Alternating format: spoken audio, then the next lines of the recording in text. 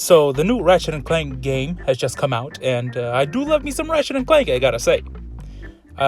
So just so you guys know, I've only played the first 4 games so far, and you know what?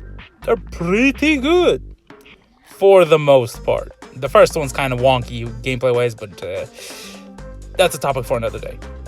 Anyway, in my opinion, this game falls right in with the PS2 classics, but we'll get to that. First, let's talk about the story. So, ya boy, Nefarious, is back to cause more shenanigans. I mean, I still don't know how he got off that rock, but I should probably play the rest of the game to find out. Anyways, somehow he got himself a portal gun, which, explodes in his face, because of course it does. And that sets up the dimension hopping nonsense that's going to be happening in this game. Ratchet gets separated from Clank right at the beginning and has to find him while trying to restore the freaking universe, because hero nonsense and all that.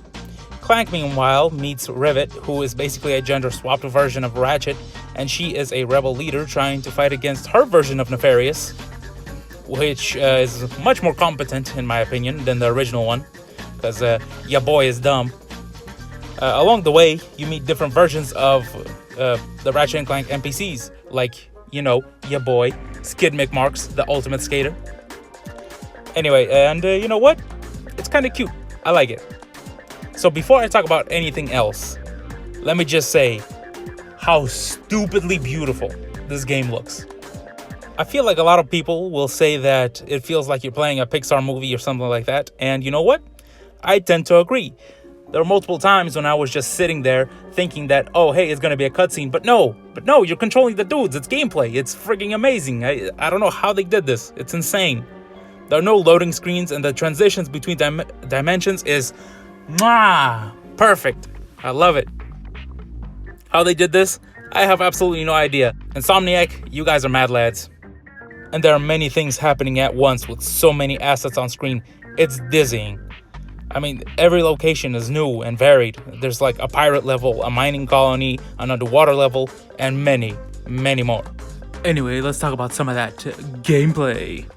And let me talk about some of the stuff I didn't like first. So Ratchet and Rivet play exactly the same, and that's pretty disappointing. I thought that she would play a little different because she's, from a different dimension. But no, they even share like abilities with each other, which doesn't make any sense to me, but whatever. Also, you can't switch between the two characters. When you move to a new location, you switch automatically, which can be good or bad depending on how you like to play, I guess. Also, I think this game lacks enemy variety, in particular the mini bosses, because I fought the exact same dudes all the freaking time, especially those dudes with like the eye lasers or whatever it was. Those dudes be popping up like daisies all over the damn place.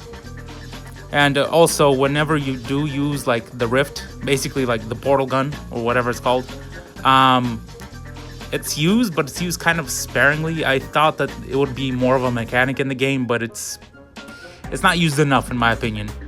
I mean, it is just my opinion, but I think that since it revolves around the whole dimension hopping thing, it should have been implemented in the gameplay.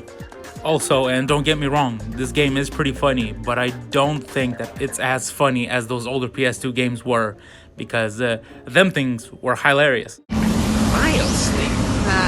There's no way I'm gonna... It is fortunate cryosleep does not work on robots.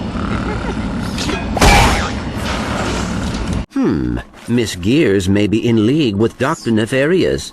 Yeah, who knew?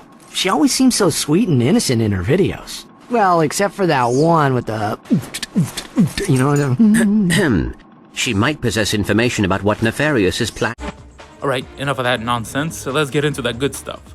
So this game is an action platformer where you get a crap ton of guns and proceed to murder aliens or robots in the face. A Ratchet and Clank game.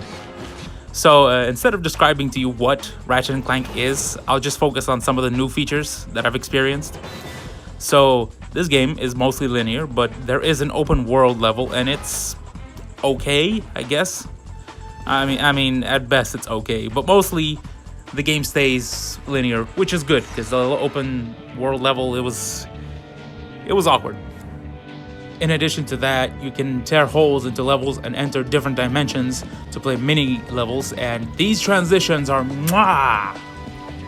And while playing, I experienced no frame drops and no loading times, which, you know, how the hell did you do this, Insomniac?